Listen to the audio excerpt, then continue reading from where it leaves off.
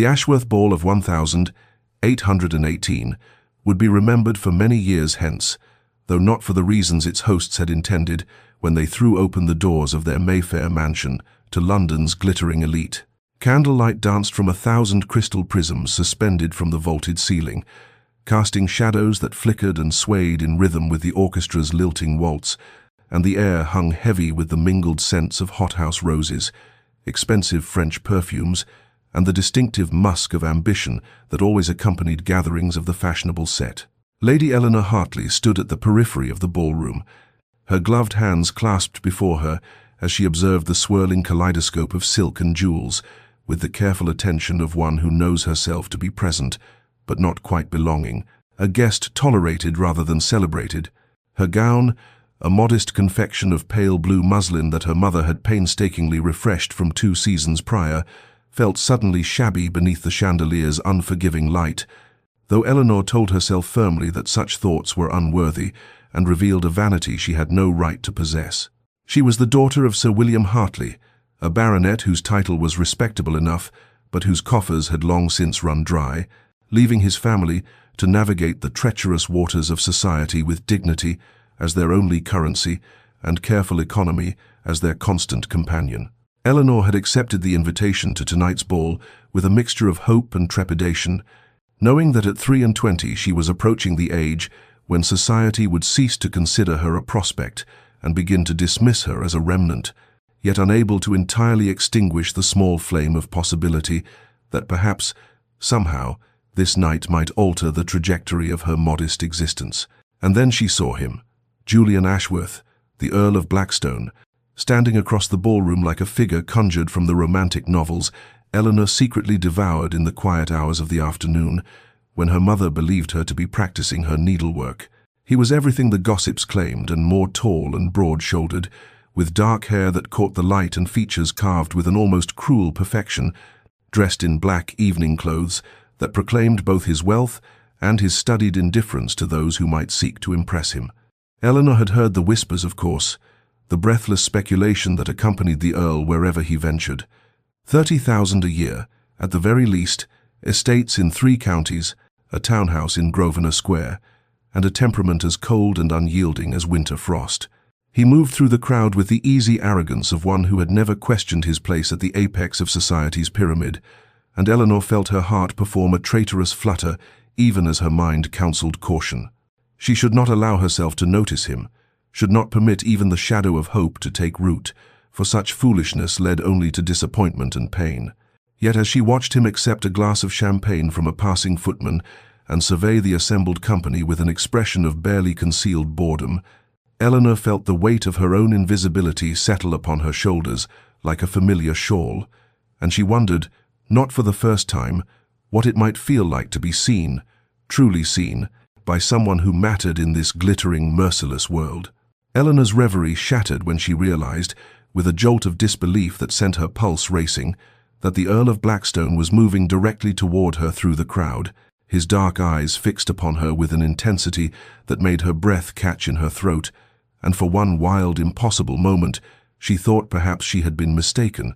that surely he could not be approaching her, Eleanor Hartley of no particular consequence, when the room was filled with heiresses draped in diamonds and daughters of dukes who had been angling for his attention all season. Yet he came steadily closer, and Eleanor's hands trembled as she smoothed her modest skirts,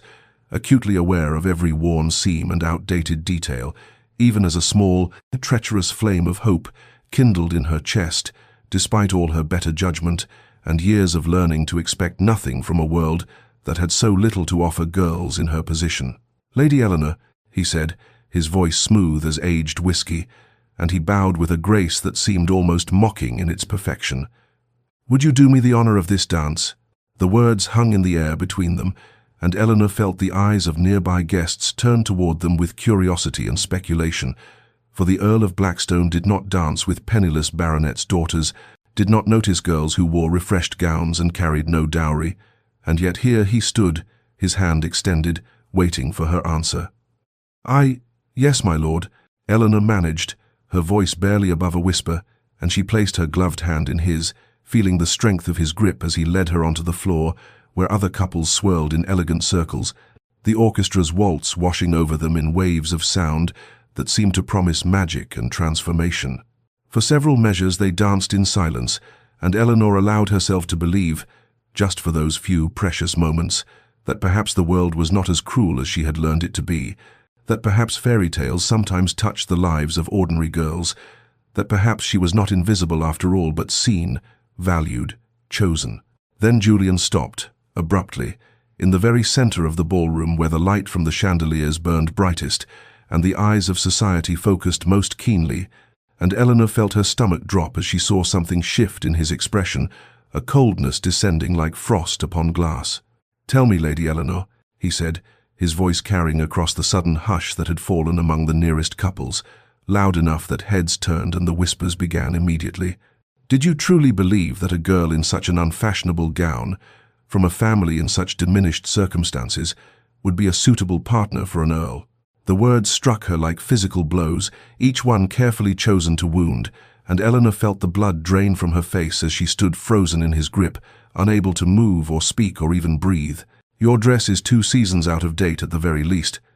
Julian continued, his tone almost conversational, as though he were discussing the weather rather than destroying another human being before an audience of London's elite. "And one can hardly help but wonder why someone in your position would presume to attend an event such as this, when surely you must know that charity has its limits, and pity can only stretch so far." The music continued, but the couples nearby had stopped dancing, their faces reflecting shock, fascination, horrified delight at witnessing such spectacular cruelty, and Eleanor felt something inside her shatter, all those carefully maintained defenses crumbling to reveal the raw, bleeding wound of her humiliation. She pulled her hand from his grasp, her vision blurring with tears she could not allow to fall in this place before these people, and without a word she turned and fled, her slippers carrying her through the crowd that parted before her, like a sea before a drowning woman, out of the ballroom, down the marble stairs, into the night, where the darkness could hide her shame, and the cool air could not ease the burning mortification that consumed her entirely. Eleanor sat in her modest bedroom in the narrow townhouse, her family rented in an unfashionable corner of Bloomsbury, still wearing the pale blue gown that now felt like a shroud of shame clinging to her skin, and she relived the moment again and again with the terrible clarity of fresh trauma, seeing Julian's face shift from false warmth to cold cruelty, hearing his words echo in the chambers of her mind, where they had carved themselves into permanent scars, feeling the weight of all those watching eyes that had witnessed her complete and utter destruction. She had not cried during the long carriage ride home, had not permitted herself to break even when her mother had found her sitting in the darkness and had wrapped gentle arms around her trembling shoulders. But now, alone in the hours before dawn when the world was silent and no one could hear her grief,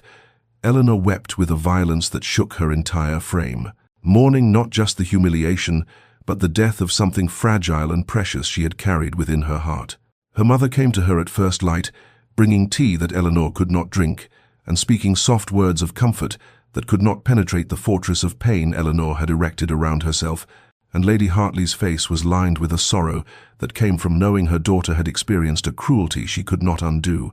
had been wounded in a way that would leave marks no surgeon could heal. By mid-morning, the rumours had already spread through London like plague through a crowded city, carried on the gleeful tongues of those who found entertainment in others' suffering,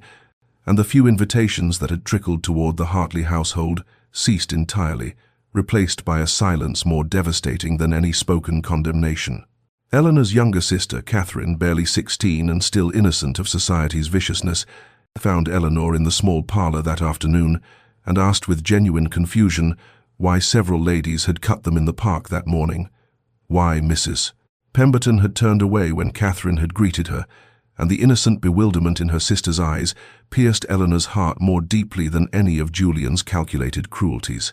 She could bear her own humiliation, could survive her own pain,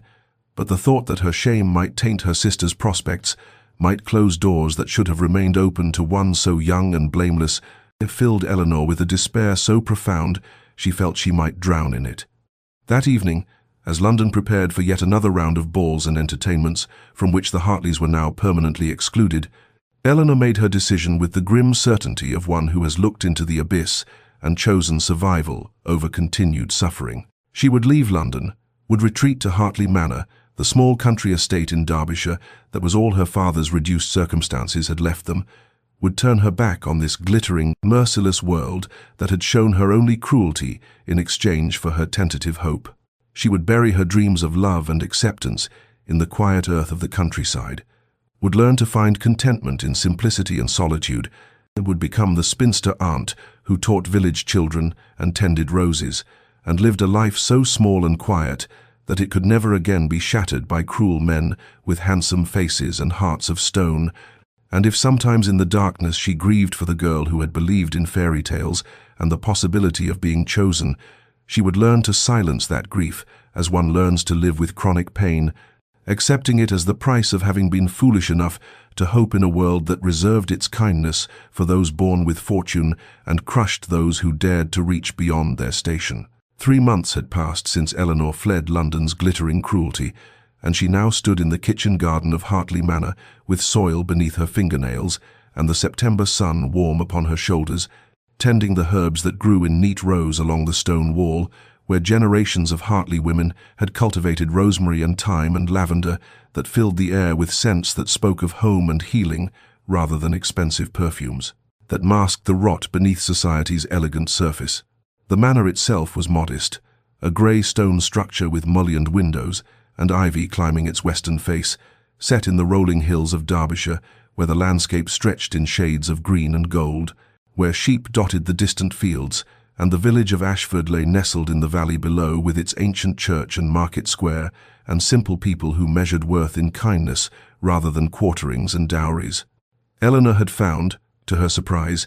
that she did not miss London's entertainments, did not long for balls and theatre, and the constant performance that society demanded.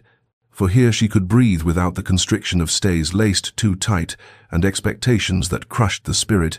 and could walk for hours across the moors without encountering anyone who knew of her humiliation or whispered behind gloved hands about the girl who had been destroyed by the Earl of Blackstone's casual cruelty. She had taken to teaching at the village school 3 mornings each week, helping the rector's wife instruct children whose hands were rough from farm work, but whose minds were eager and bright,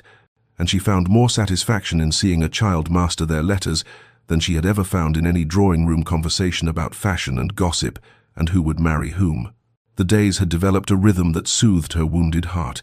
a pattern of simple tasks and quiet pleasures that gradually allowed the raw edges of her pain to begin scarring over, though she knew the wound would never fully heal, would always remain tender to the touch of memory. She rose with the sun and worked in the gardens, read in the afternoons from the modest library her grandfather had assembled, helped her mother with the household accounts and the preservation of fruits from their small orchard, walked the countryside until her legs ached and her mind grew quiet, and in the evenings she sat by the fire with needlework or a book while her mother played gentle melodies on the pianoforte that was their one remaining luxury. The changing seasons marked her gradual healing, summer giving way to autumn's golden light, and Eleanor began to believe that she had successfully left that other world behind forever, had built a new life from the ruins of her old dreams, a life that might lack romance and excitement, but offered something more valuable, a peace born of accepting her place and finding contentment in what she had, rather than mourning what she would never possess. Then, on a grey October afternoon, when the first frost had touched the gardens and the wind carried the scent of wood smoke from cottage chimneys, a letter arrived from her mother who had remained in London to chaperone Catherine through her first season, and Eleanor's hands trembled as she broke the seal and read the words that shattered her carefully constructed tranquility, for her mother wrote that the Earl of Blackstone had been making inquiries about Eleanor's whereabouts, had asked after her at 3 separate gatherings, and had seemed genuinely distressed to learn she had left London entirely, and Lady Hartley wondered if perhaps Eleanor might consider returning for the winter season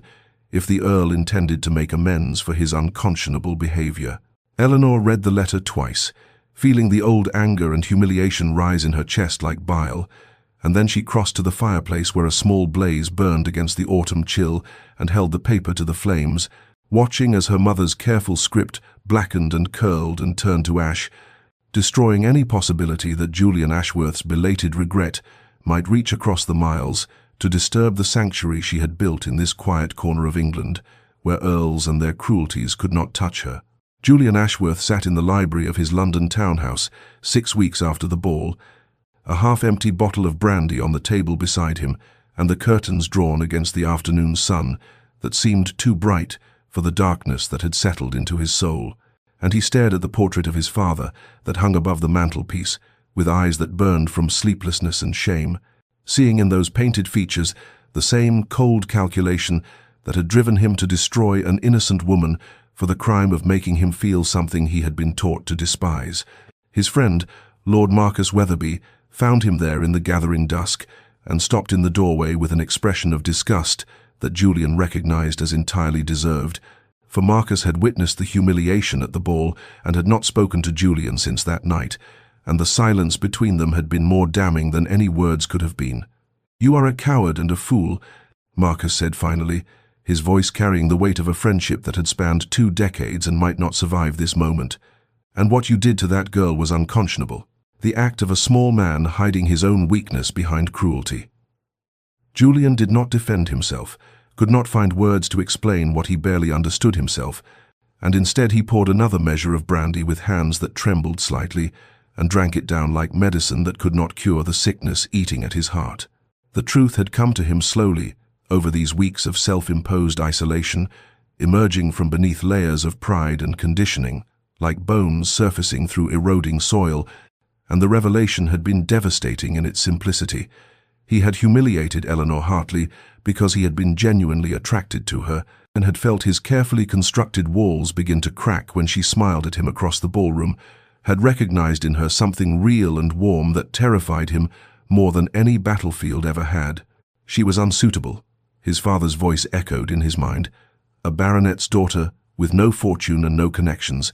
exactly the sort of woman a sensible earl would bed in private, but never acknowledge in public,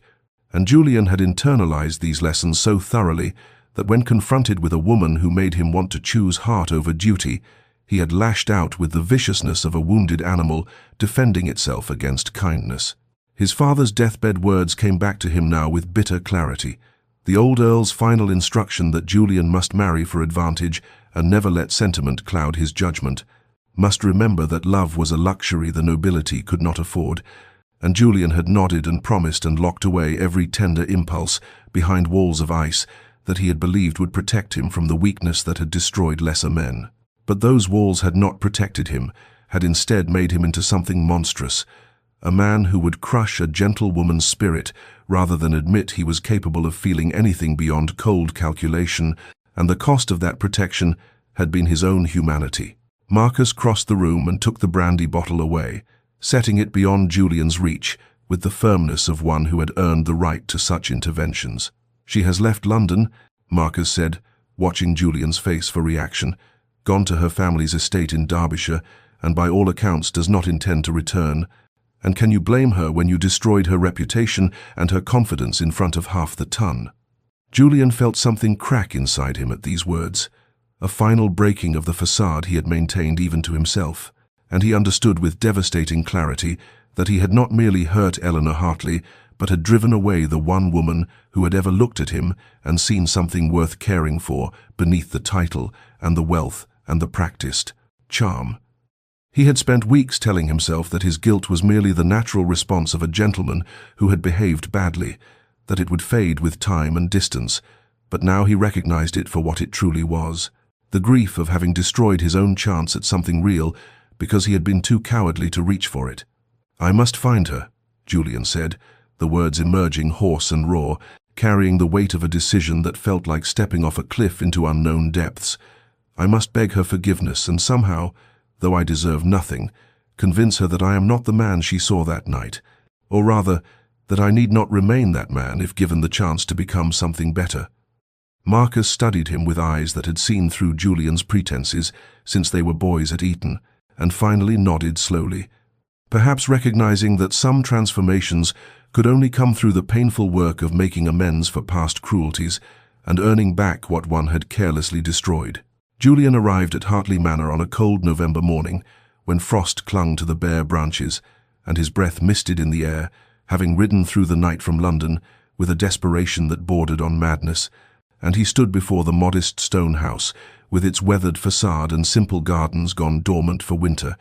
understanding that he was about to face a reckoning he had no right to expect would end in anything but rejection. The elderly housekeeper who answered his knock took one look at his face and seemed to know immediately who he was, for her expression hardened into something between contempt and pity, and when he asked to see Lady Eleanor, she told him in clipped tones that her mistress was not receiving visitors, particularly not visitors who had travelled from London with dubious intentions. Julian left a letter at the door, his hand trembling as he placed the sealed paper on the stone step, knowing that the words he had laboured over for 3 days were inadequate to express the depth of his remorse, that no arrangement of sentences could undo what he had done or convey the transformation that had begun in his soul. But he had to try, had to offer something, even if it was rejected. Eleanor stood at her bedroom window and watched him walk away toward the village, her hands pressed against the cold glass, and when the housekeeper brought her the letter, she stared at it as though it were a serpent that might strike, feeling the old anger rise in her chest alongside something more complicated, a curiosity she despised herself for feeling. She read his words in the fading afternoon light, his confession of cowardice and cruelty, his acknowledgement that nothing he could say would excuse what he had done, his plea, not for forgiveness, but simply for the chance to prove through actions rather than words that he was capable of becoming a better man, and her hands shook with anger and residual pain as she carried the letter to the fireplace and watched the flames consume his carefully penned apologies, reducing them to ash that could not hurt her again. Julian took lodgings at the Hound and Hart, the village's only inn, a modest establishment with low beams and uneven floors that the innkeeper's wife kept scrupulously clean, and he began a campaign of attempted reconciliation that Eleanor met with absolute refusal, for when flowers arrived at Hartley Manor with notes attached, they were returned unopened, and when more letters came, Eleanor burned them without breaking the seals, and when she attended Sunday service at the ancient stone church and found Julian sitting in the back pew, she gathered her skirts and left immediately through the side door, her mother following with apologetic glances at the Earl, who knelt in prayer or shame, or some combination of both. The village began to gossip, of course, for how could they not, when an Earl had taken up residence at their humble inn and seemed to have no purpose except pursuing the baronet's daughter who wanted nothing to do with him, and the speculation ranged from romantic to scandalous to pitying, though most agreed that Lady Eleanor had every right to reject the advances of a man who had, by all accounts, treated her abominably in London. Eleanor's resolve hardened with each attempted contact, her determination not to be made a fool twice, becoming an armor she wore against the tiny voice in her heart that wondered what it meant that he had come so far and stayed so persistently, for she told herself that this was merely the whim of a wealthy man unused to being denied anything he desired, that his interest would fade once the novelty of rejection wore thin, that she would not allow his belated regret to disturb the peace she had worked so hard to build from the ruins of her shattered confidence. Weeks passed, and winter settled over Derbyshire with quiet determination, blanketing the countryside in frost and early darkness, and Julian remained at the Hound and Hart, though Eleanor had given him no encouragement whatsoever, no sign that her heart had softened even marginally toward the man who had destroyed her confidence and driven her from London society. But something in his approach had changed, for he no longer sent flowers or letters or attempted to force encounters at church, and instead he simply became a presence in the village, a man who rose early and worked alongside the farmers, repairing stone walls damaged by autumn storms, who donated generously to the village school so that the children might have proper books and slates, who spent long hours helping old Thomas the blacksmith with heavy work that had become too much for aging joints and failing strength. Eleanor observed these activities from a distance, with suspicion hardening her heart against any interpretation that might suggest genuine transformation, for she told herself that this was merely performance and the calculated generosity of a wealthy man attempting to buy his way into her good graces by impressing the simple country folk who surrounded her. She watched from her bedroom window as he worked in the December cold, his fine coat discarded, and his shirt sleeves rolled up as he hauled timber for the widow Morrison's new fence, and she told herself that no earl would truly debase himself with manual labor unless it served some ulterior purpose, unless he believed that these demonstrations of humility would somehow erase the cruelty he had inflicted upon her in that glittering ballroom a lifetime ago. One rainy afternoon in late December, when the sky hung low and grey, and the roads had turned to rivers of mud, Eleanor was returning from the village school where she had been teaching the youngest children their letters, and she came upon a scene that stopped her in the shelter of an ancient oak, hidden from view, but able to observe clearly what unfolded before her. Old Mrs. Weatherstone, who must have been 70 if she was a day, and whose stubbornness was legendary throughout the county, had attempted to bring her cart to market despite the worsening weather, and now the wheel had broken and spilled her carefully wrapped butter and cheese into the mud, and she stood there in the rain looking lost and frightened in a way that Eleanor had never seen from the formidable old woman. Julian appeared from the direction of the inn, his hair already plastered to his head by the downpour, and he did not hesitate or call for servants or stand at a distance, offering useless sympathy, but instead he knelt directly in the mud and began gathering the scattered goods, speaking to Mrs. Weatherstone in tones too low for Eleanor to hear, but gentle enough that the old woman's expression shifted from distress to something approaching relief. He worked for nearly half an hour in the cold rain, rigging a temporary repair to the wheel with rope and pieces of wood scavenged from a nearby fence, his fine clothes ruined beyond redemption and his hands bleeding from splinters. And never once did he glance around to see if anyone was watching. Never once did his manner suggest that he was performing for an audience or expecting gratitude or recognition for his assistance. Eleanor watched from her hidden vantage point and felt something crack in the armor she had built around her wounded heart, a tiny fissure that let in the possibility, terrifying and unwelcome, that perhaps people could truly change, that perhaps the man kneeling in the mud, helping an elderly woman salvage her livelihood, was not the same man who had publicly humiliated her for sport, and this realization frightened her more than continued hatred ever could, for hatred was safe and familiar, while the alternative required a vulnerability she was not certain she possessed anymore. 6 weeks after Julian's arrival in the village, Eleanor set out on her customary afternoon walk through the winter landscape, following the familiar path that wound past frost-covered fields and skeletal trees whose bare branches reached toward a sky heavy with the promise of snow, and she had gone perhaps a mile from Hartley Manor when the first drops began to fall. Not snow, as she had expected, but cold rain that quickly intensified into a downpour that soaked through her cloak within minutes and turned the path beneath her feet into treacherous mud. She quickened her pace toward home, but the storm strengthened with startling ferocity, the wind driving sheets of icy rain that stung her face and made it nearly impossible to see more than a few feet ahead, and she was considering taking shelter beneath the inadequate canopy of an oak when she heard her name called through the tempest and turned to see Julian running toward her from the direction of the village, his coat already drenched and his hair plastered to his forehead. "There's a barn just ahead," he shouted over the roar of wind and rain, pointing toward a structure she could barely discern through the grey curtain of the storm. And though every instinct told her to refuse his assistance and continue alone, the rational part of her mind recognized that she would be soaked to the bone and possibly ill if she attempted to reach home in such weather. So she nodded once and allowed him to guide her toward the shelter without taking the arm he carefully did not presume to offer. The barn belonged to the Hendersons, she knew, and it smelled of hay and animals and dry wood as they stumbled inside, both of them dripping and shivering in the sudden silence that fell when Julian pulled the heavy door closed against the storm. He immediately removed his coat and held it out to her, but Eleanor shook her head with icy politeness, saying, "I am quite well, my lord," though her teeth chattered and her hands trembled from cold and from the terror of finding herself alone with him for the first time since that dreadful night in London. "You are soaked through," Julian said quietly, his voice holding none of the arrogance she remembered, only concern and a careful humility that somehow made her angrier than hauteur would have. "Please, Lady Eleanor,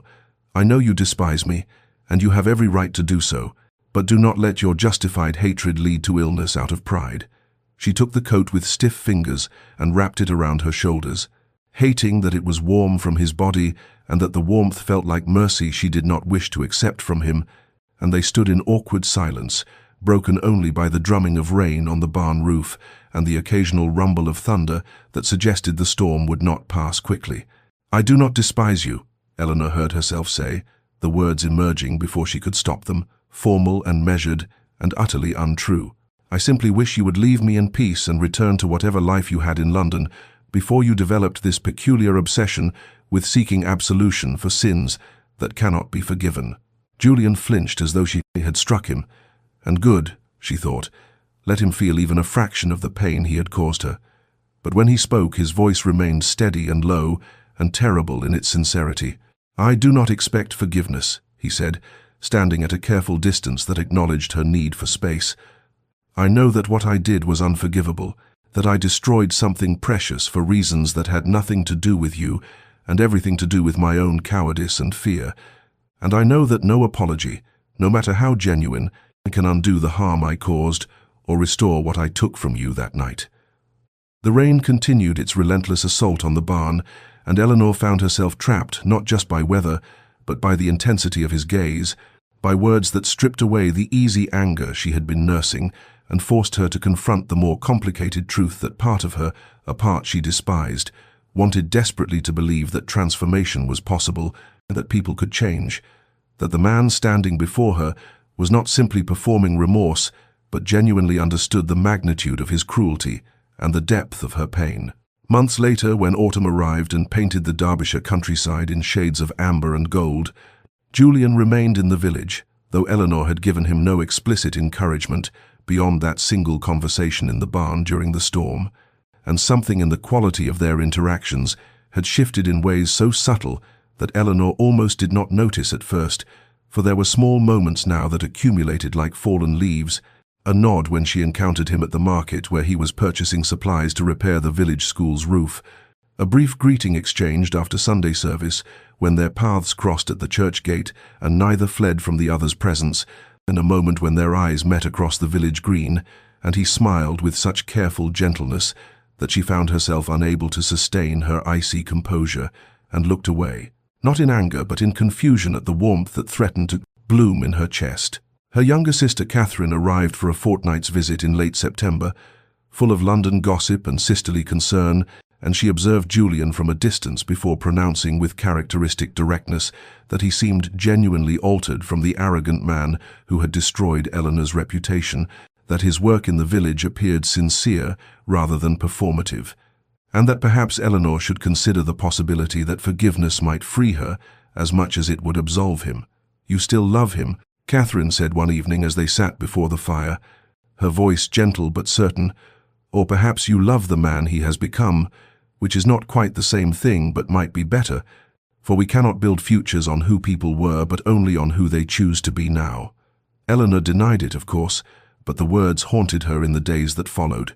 particularly one golden afternoon when she was walking past the village common and saw Julian with a group of children, teaching them to fly kites. He had evidently constructed himself, his coat discarded and his laughter genuine, as a little girl's kite soared higher than all the others, and she shrieked with delight. He looked up and saw Eleanor watching, and for a moment neither moved, and then the little girl tugged at his sleeve, demanding his attention, and he turned back to the children. But something in that brief exchange struck Eleanor with unexpected force, for she saw in that scene the ghost of dreams she had once harbored before that terrible night in London, dreams of family and children and a man who would be not just husband but partner, dreams, she had thought, crushed beyond revival, but which now stirred painfully in her heart, like spring flowers pushing through frozen ground. That night she lay awake in her bed at Hartley Manor and thought about the difficulty of opening a wounded heart, about how much easier it was to remain encased in protective ice than to risk the vulnerability of thawing, about whether she possessed the courage to believe that transformation was genuine and lasting rather than temporary performance,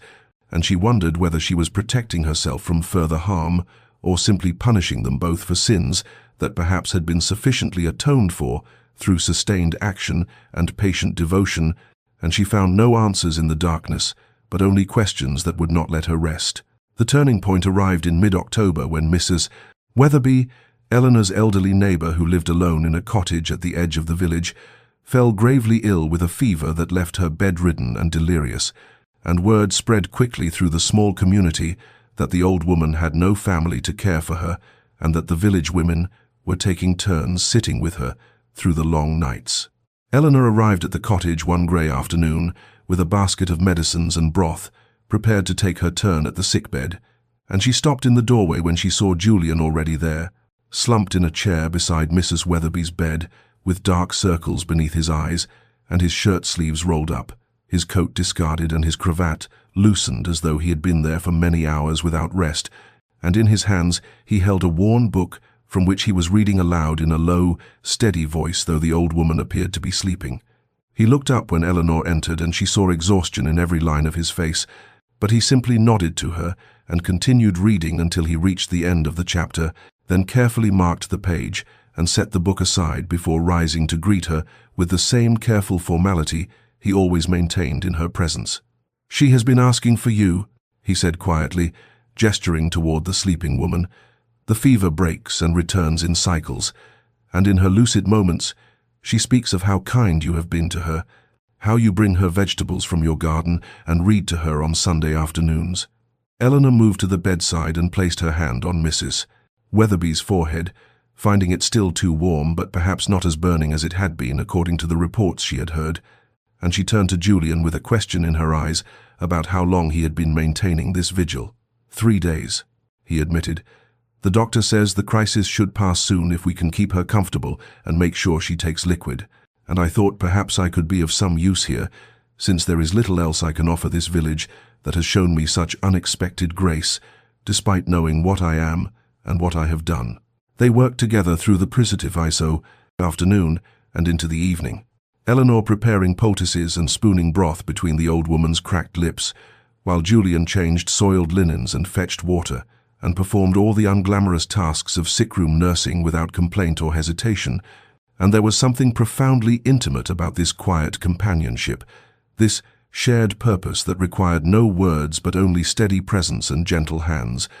And Eleanor found herself observing him with new eyes as he carefully lifted Mrs. Weatherby to help her drink, supporting her frail weight with a tenderness that seemed to come from some deep well of compassion she had not imagined he possessed. When the fever finally broke near midnight and the old woman fell into peaceful sleep,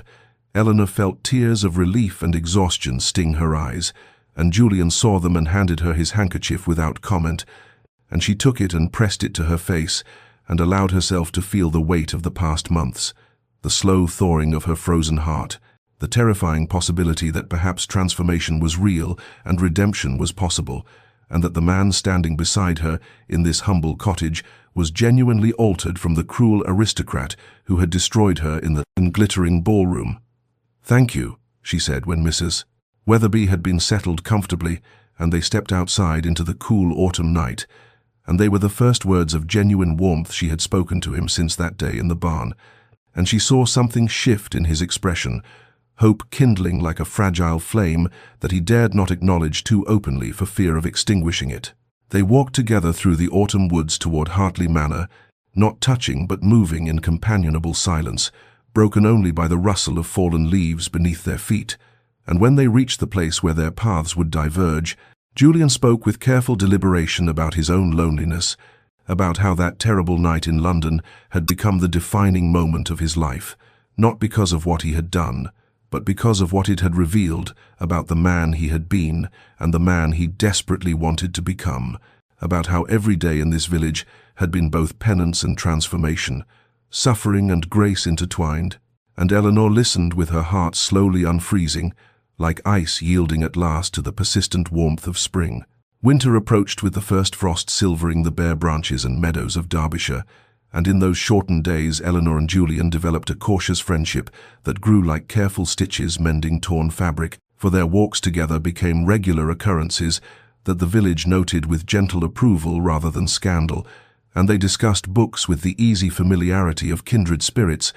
debating philosophy and poetry as they traversed familiar lanes now edged with ice, and Eleanor found herself sharing hopes she had thought buried forever, while Julian spoke of his own dreams with a vulnerability that seemed impossible from the arrogant Earl who had once measured all things by wealth and status. He never presumed anything beyond friendship,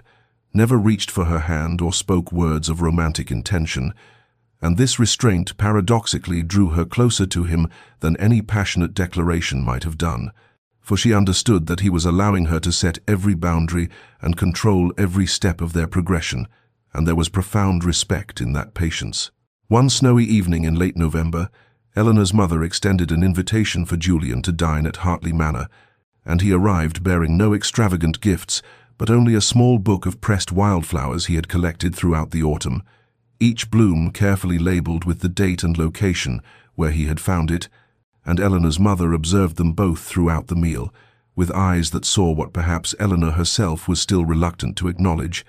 The way Julian's gaze followed her daughter with careful tenderness, the way Eleanor's laughter came more freely than it had in years, the subtle dance of two people finding their way back to wholeness through each other's presence. After dinner, they sat before the fire in the drawing-room, while Eleanor's mother retired with knowing grace, leaving them alone in the warm circle of firelight, and they talked late into the night as snow fell steadily beyond the frosted windows, and Julian spoke with raw honesty about the depth of his self-loathing in the months after that terrible ball, about how his father's deathbed insistence that an earl must marry for advantage rather than affection had poisoned his thinking, about how he had destroyed the one person who had genuinely moved his heart because he had been too cowardly to defy expectations and too arrogant to recognize that true worth had nothing to do with fortune or consequence.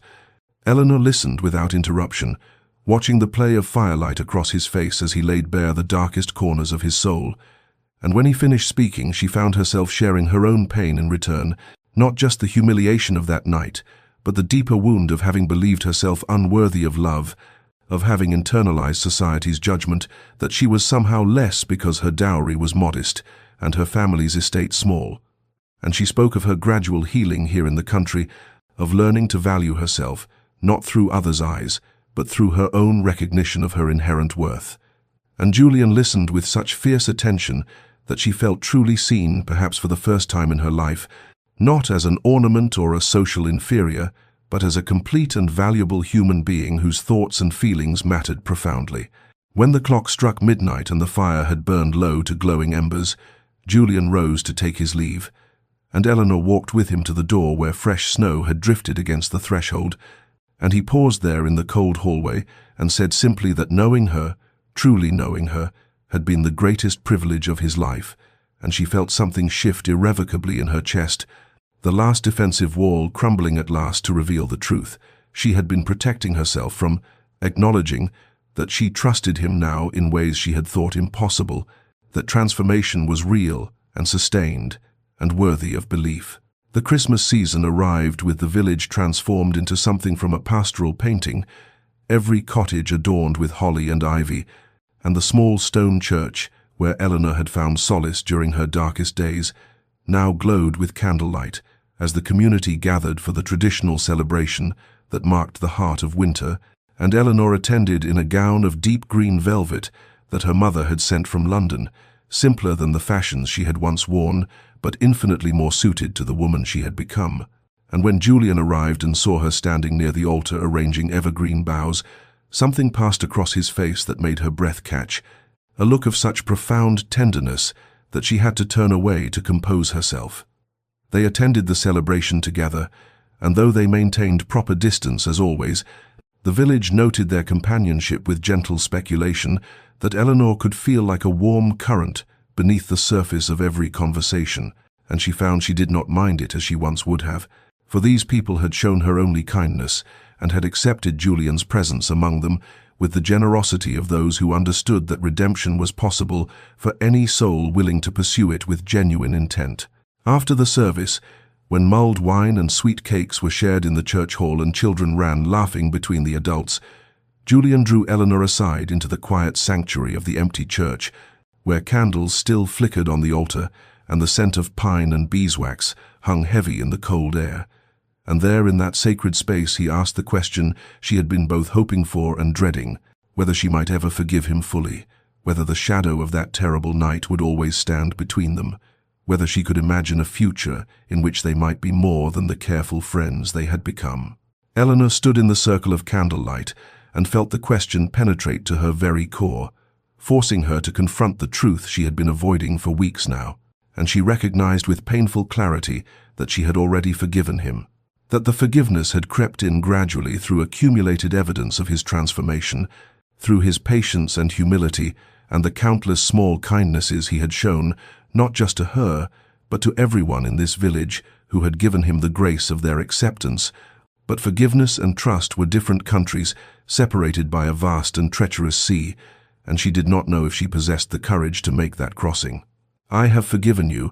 she said quietly, watching his expression shift from hope to something more complex. "But I do not know yet if I can trust you with my heart again, for you held it once before and you crushed it without hesitation, and though I believe you are changed, though I see the evidence of that change every day, there is still a part of me that remembers the pain and fears that perhaps this is all performance, that perhaps when tested you will revert to the man you were, and I will find myself destroyed once more." Julian listened without defensiveness, and when she finished he simply nodded and said that he understood, that he had no right to ask for more than she could give, that he would wait however long it required for her to feel safe enough to risk her heart again. And there was such genuine acceptance in his words that Eleanor felt tears sting her eyes, for she knew in that moment that a man who could hear her fear without trying to dismiss or minimize it, who could honor her boundaries without resentment, was a man fundamentally different from the one who had humiliated her in that ballroom. They returned to the celebration together, and the evening passed in warmth and community. And that night, when Eleanor lay in her bed watching moonlight silver the frost on her window, she acknowledged the truth that had been growing in her heart for months now, the terrifying and wonderful reality that she had fallen in love with the man Julian had become, that she loved his gentleness and his humor, and the way he listened as though her words were treasures, that she loved the patience he had shown, and the genuine remorse he carried not as performance, but as transformation. But alongside that love lived fear, the wounded animal part of her that remembered betrayal and could not quite believe that safety was possible. And she knew that before she could fully open her heart, she would need to find the courage to choose vulnerability again, despite every reasonable argument against it. Early spring arrived with tentative warmth that coaxed the first crocuses from the still cold earth,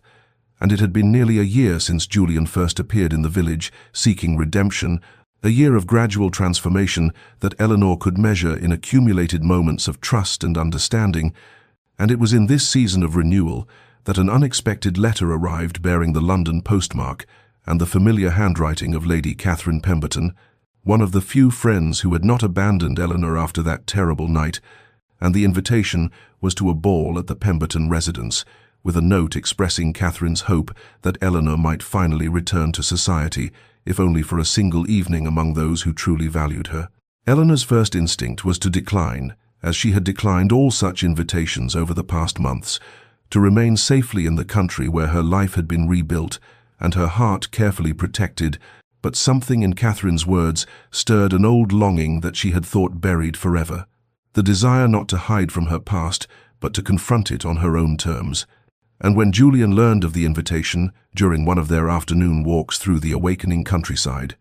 he paused beside a hedge newly green with spring growth and spoke with careful gentleness about whether perhaps she might consider accepting, not for society's sake but for her own, and to reclaim what had been taken from her that night, to prove to herself that she could stand in those glittering rooms no longer as a victim, but as a woman who knew her worth regardless of others' judgment. Eleanor's immediate response was fear that rose sharp and familiar in her chest, the remembered sensation of hundreds of eyes watching her humiliation, and she spoke of this fear with a vulnerability that would have been impossible a year ago, explaining that she did not know if she possessed the courage to place herself once more in that world where she had been so thoroughly destroyed. And Julian listened without trying to persuade or dismiss her concerns, and then he said something that shifted everything, that perhaps the fear itself was reason enough to go, that running from what frightened us gave it permanent power over our lives, while facing it with support and preparation could transform terror into triumph. They discussed her fears during long conversations over the following weeks, as daffodils bloomed in golden profusion and the village celebrated the lengthening days, and Julian offered to escort her if she wished, to stand by her side in those ballrooms where he had once wounded her so terribly. But he emphasized that the choice was entirely hers, and that there would be no judgment from him regardless of her decision, and this freedom to choose without pressure paradoxically made the possibility seem less daunting, for she recognized that returning to London would be an act of reclamation rather than submission, a declaration that she would not allow one terrible night to define the boundaries of her entire existence. Eleanor made her decision on a morning when apple blossoms fell like snow across the orchard, and she had been teaching at the village school, watching her students tackle difficult lessons with the kind of courage that came from not yet knowing all the ways the world could wound them, and she realized that she had spent 3 years building strength and self-knowledge in this peaceful refuge, and perhaps it was time to test whether that foundation was solid enough to withstand the scrutiny of the society that had once rejected her. And she wrote to Catherine, accepting the invitation with hands that trembled only slightly,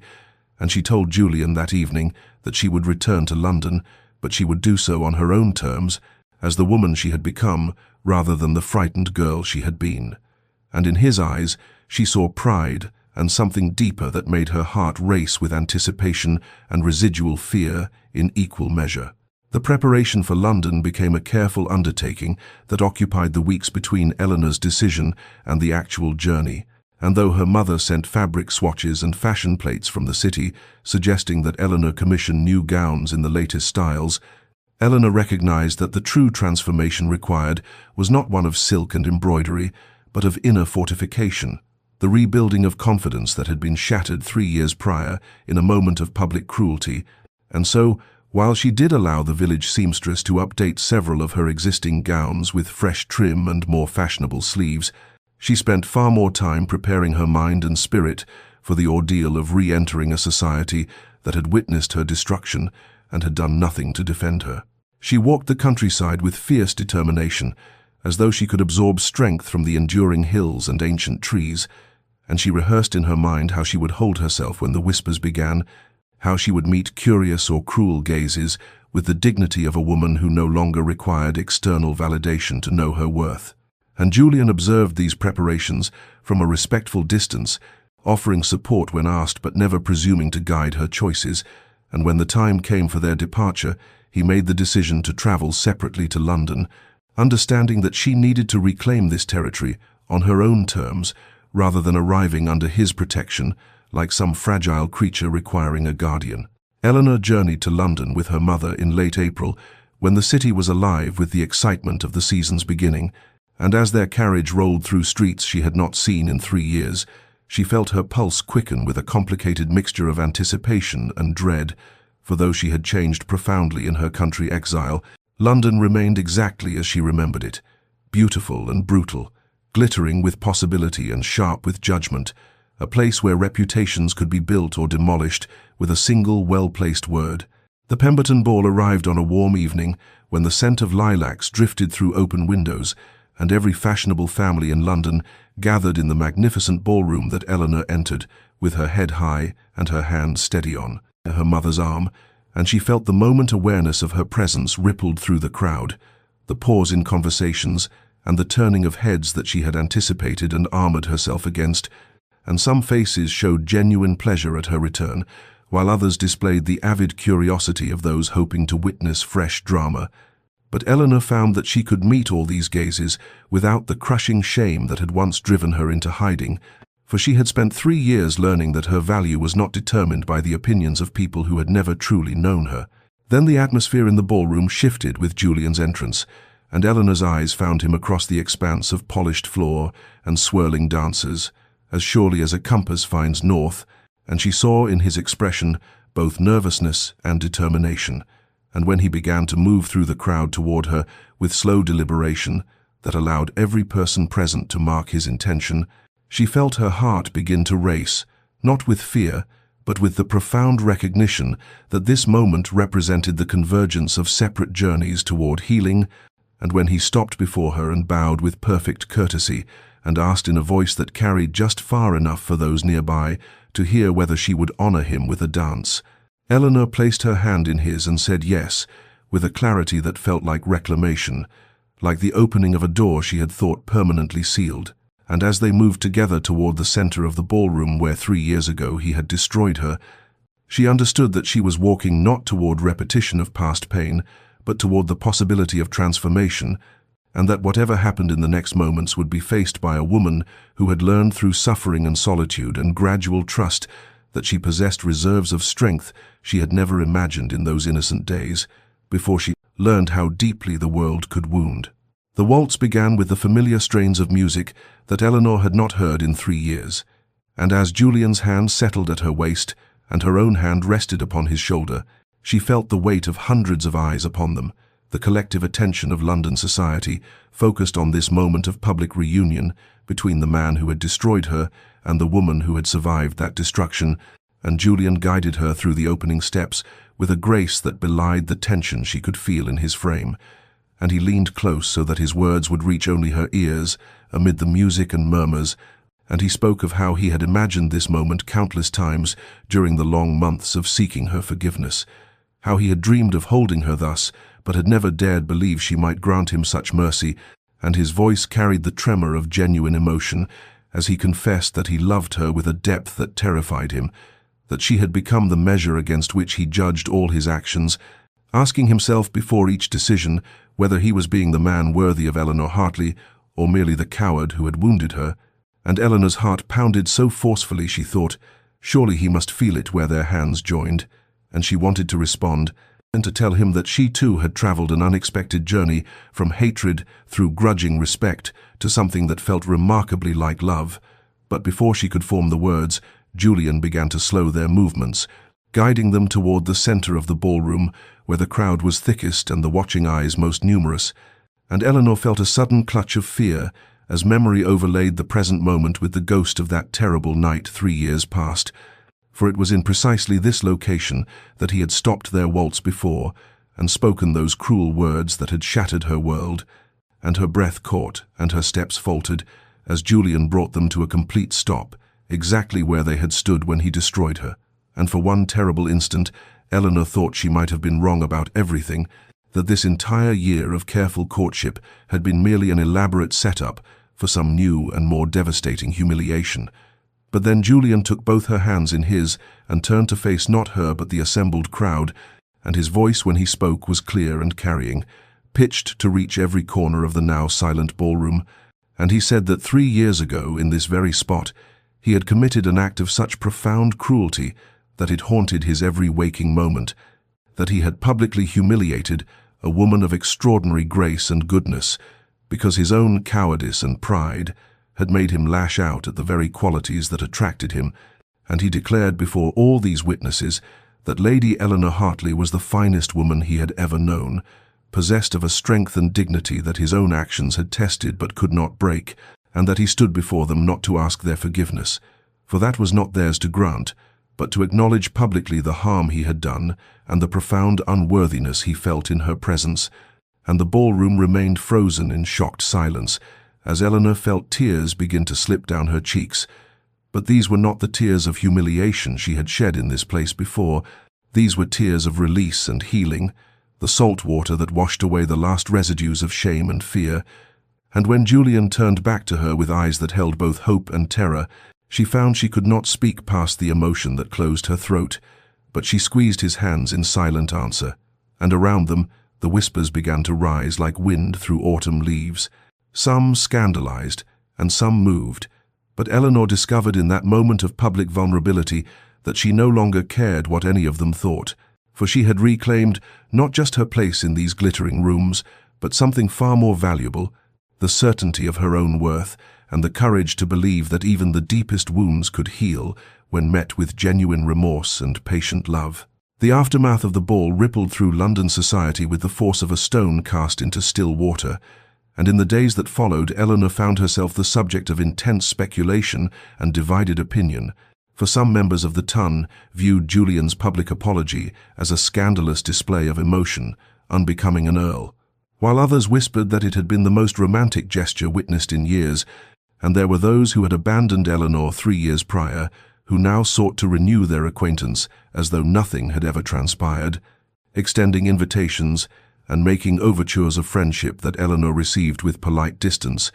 for she had learned during her exile which relationships possessed genuine substance and which were merely the fair-weather connections of convenience,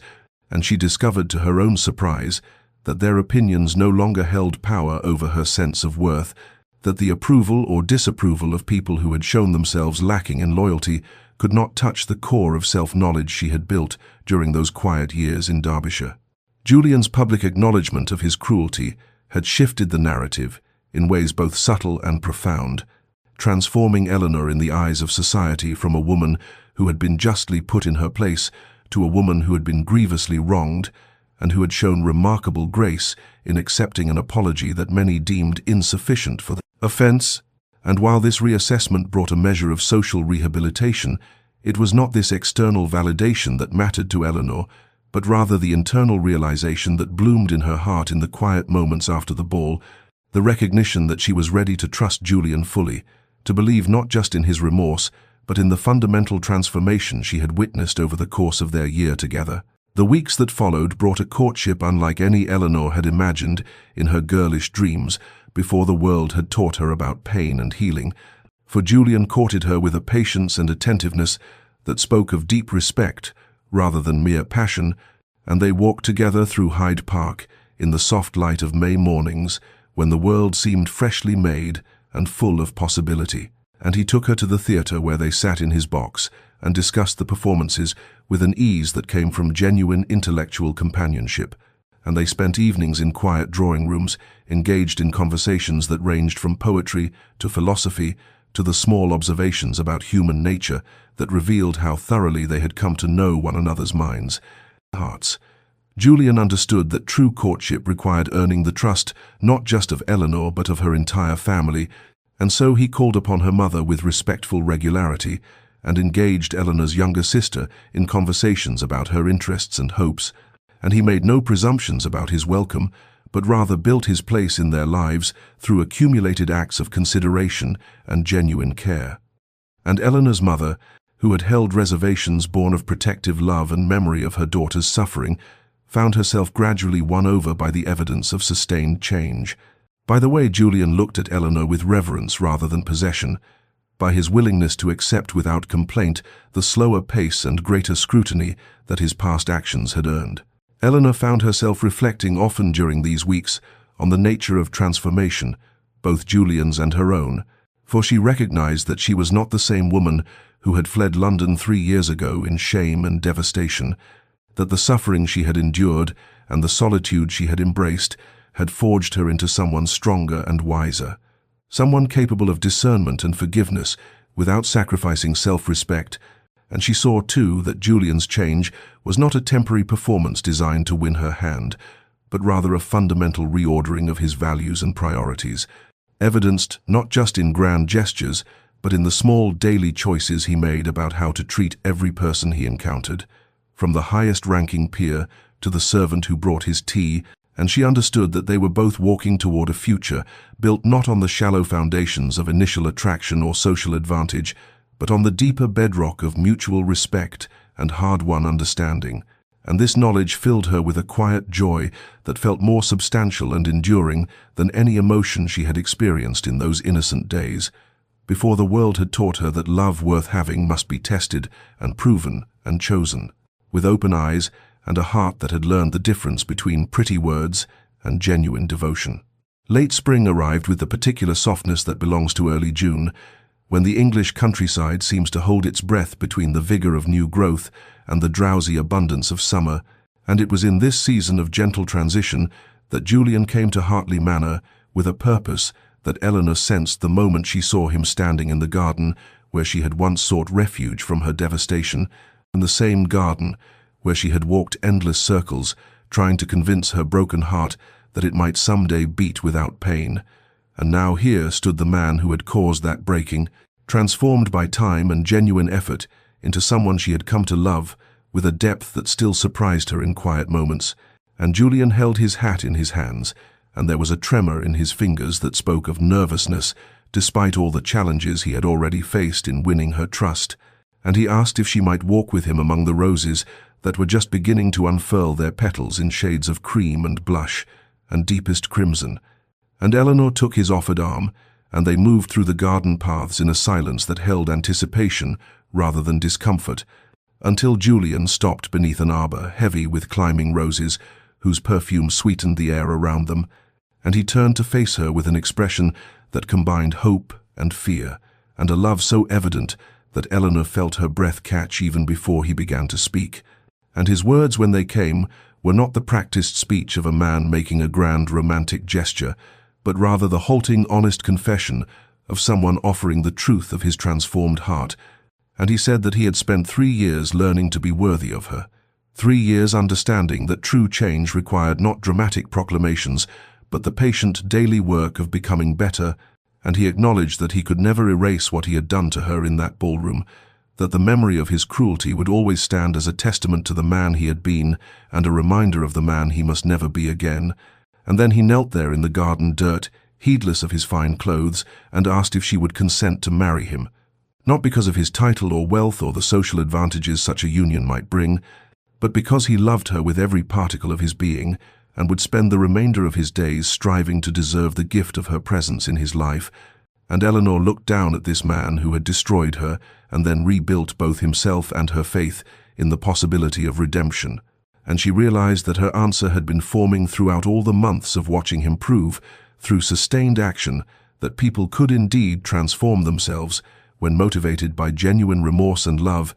And she said yes, not because she had forgotten the past, but because she had seen him face it unflinchingly and choose to become someone different, someone worthy of trust and love. And the second chance that she now understood required courage from both the one who granted it and the one who received it. And Julian rose and took her hands with a gentleness that seemed to acknowledge the preciousness of what she was giving him,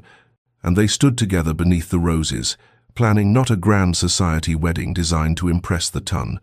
but rather a simple ceremony focused on the only thing that truly mattered, the love that had been earned through patience and forgiveness, and the willingness of two people to believe that even the deepest wounds could heal when met with genuine devotion and the passage of time. Summer arrived at Hartley Manor with the particular radiance that belongs to late June, when the English countryside seems to glow with an almost otherworldly beauty, and it was on such a day 3 years after the humiliation that had nearly destroyed her that Eleanor stood in the small stone chapel that had witnessed generations of Hartley family occasions,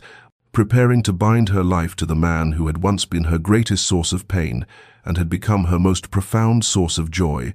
And the chapel was filled, not with the glittering throngs of London society, but rather with those whose presence held genuine meaning, her family and the village friends who had sustained her through the darkest period of her life. And Julian's small circle of true companions who had witnessed his transformation and supported it without judgment. And as Eleanor walked down the short aisle on her father's arm, she was acutely aware that she was not the frightened girl who had once trembled at the opinions of people who valued appearance over substance, but rather a woman who had learned through suffering and healing to know her own worth independent of external validation. And she wore a gown of simple elegance in cream silk that needed no elaborate ornamentation because she herself had become the adornment, her face radiant with a happiness that came from choosing love with open eyes and a heart that had been broken and mended stronger than before. And when she reached the altar where Julian waited, she saw in his expression a reverence that spoke of his understanding of the gift she was giving him, the trust that he had spent 3 years earning through patient action rather than empty promises. And the vicar began the ceremony with words about the sacred nature of marriage and the commitment required to build a life together. But Eleanor barely heard the traditional phrases because she was focused entirely on Julian's face and the tears that gathered in his eyes as he looked at her. And when the moment came for vows, Julian spoke not the standard words but rather a promise he had written himself, pledging to spend every remaining day of his life striving to be worthy of her faith in him and to honor her strength and gentleness,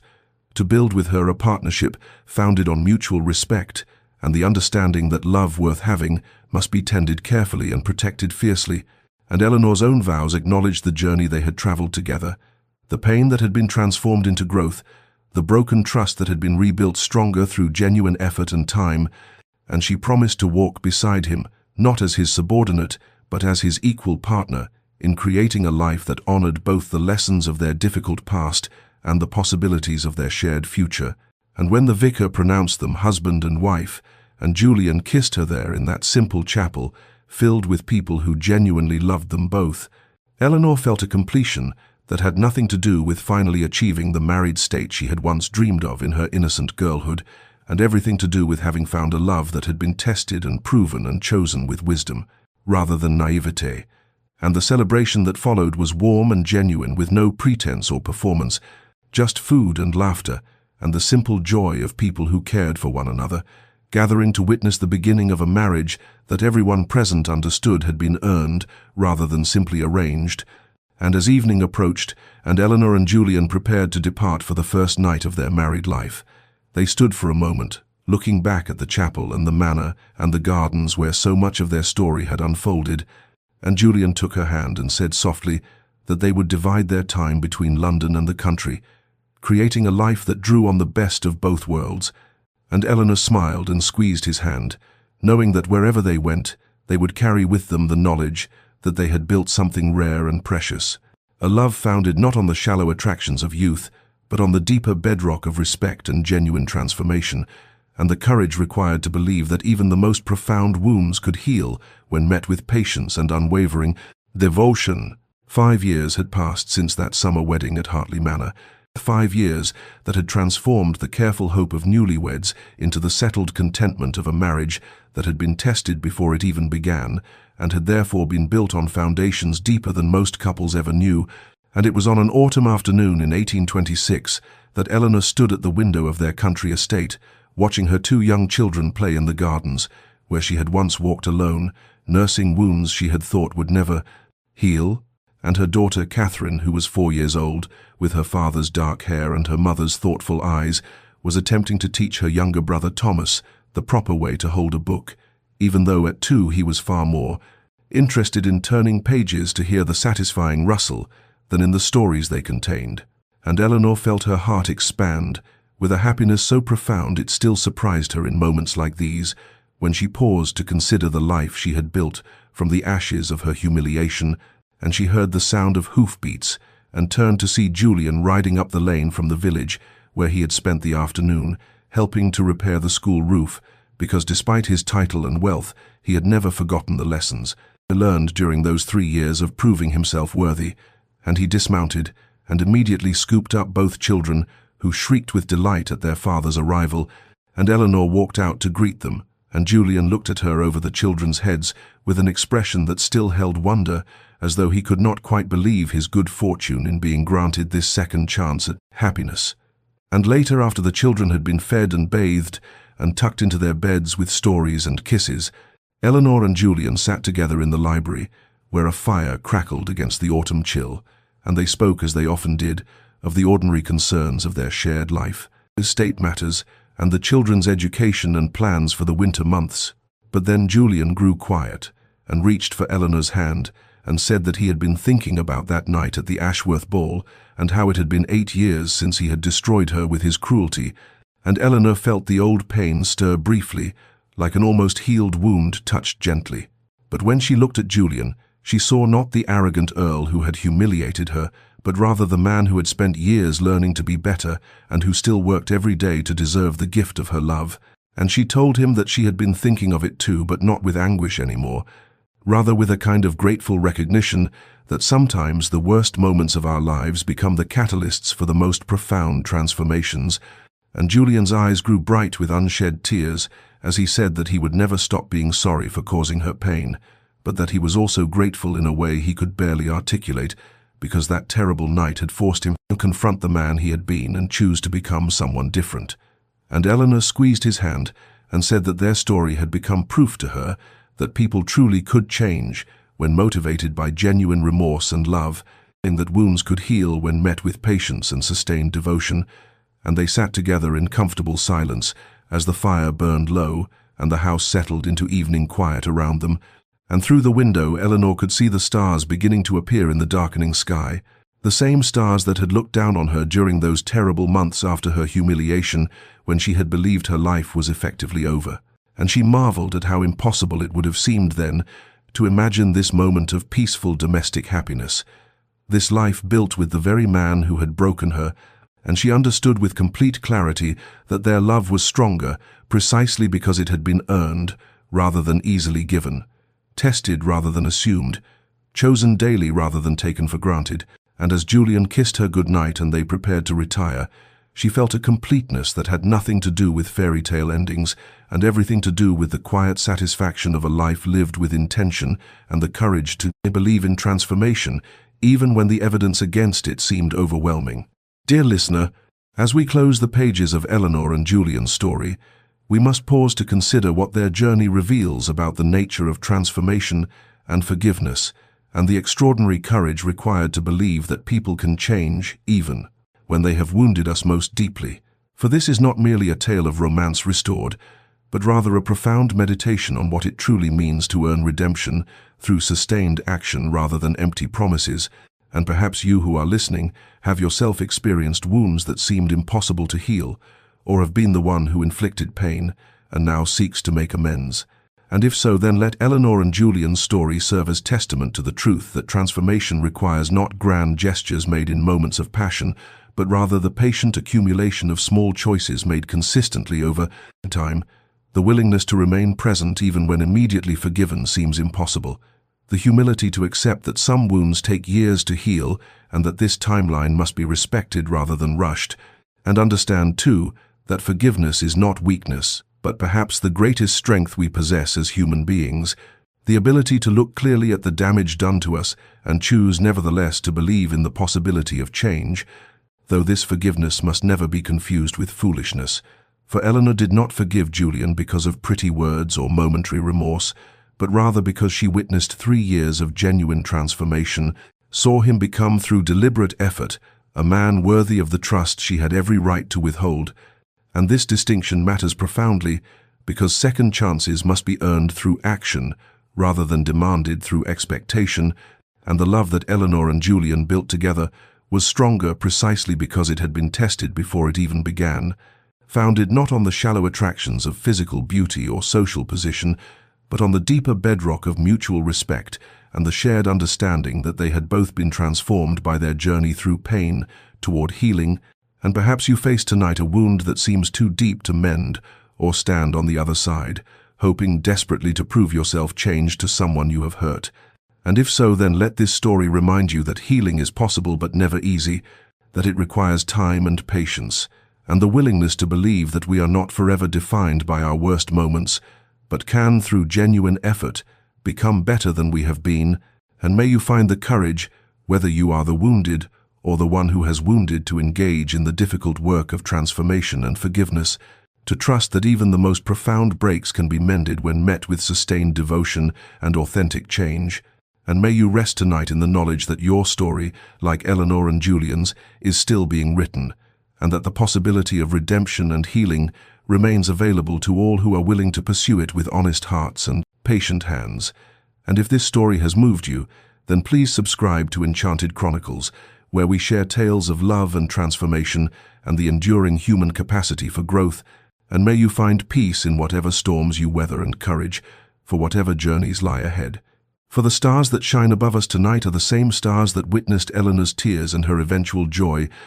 eternal witnesses to the truth that even our darkest nights can give way to unexpected dawn.